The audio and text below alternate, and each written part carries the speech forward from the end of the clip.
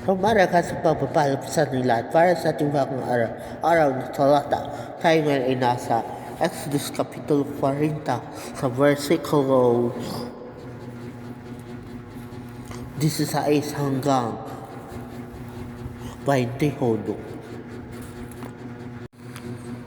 Ginawa ni Moses ang lahat ayon sa utos ni Yahweh. Kaya ang tabernakulo'y itinayo nila noong unang araw ng unang buwan ng ikalawang taon mula nang umalis sila sa Ehipto.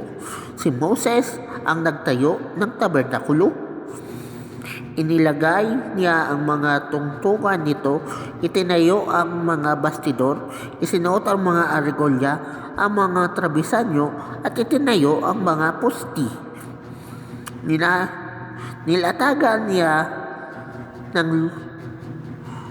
ng lona ang ibabaw neto at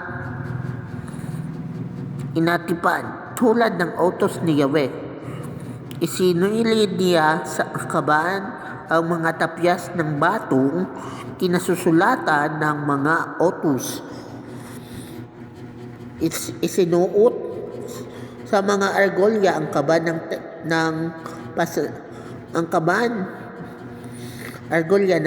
ang mga pasanan at ipinatong ang luklukan ng awa. Ipinasok niya sa tolda ang kaban ng tepad at tinabingan ayon sa utos ni Yahweh.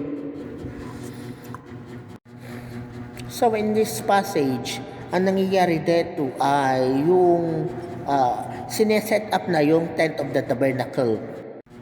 So yun.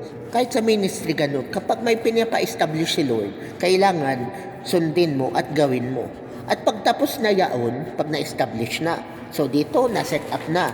So ano na ang sunod? So alam natin kasi ang purpose ng tent of the tabernacle, doon nagmi-minister yung mga priest at meeting place yun ni Lord at na bansang Israel. At doon nagmi-minister ang mga great high priest katulad ni Aaron at ng kanyang mga anak at yung mga normal na priest. Siyempre, after the establishment, here comes the work. So, patuloy yung ministry, patuloy yung pagmi-minister ni Moses. Kasi nga, natapos na yung tent of the tabernacle, kailangan na nilang mag-minister.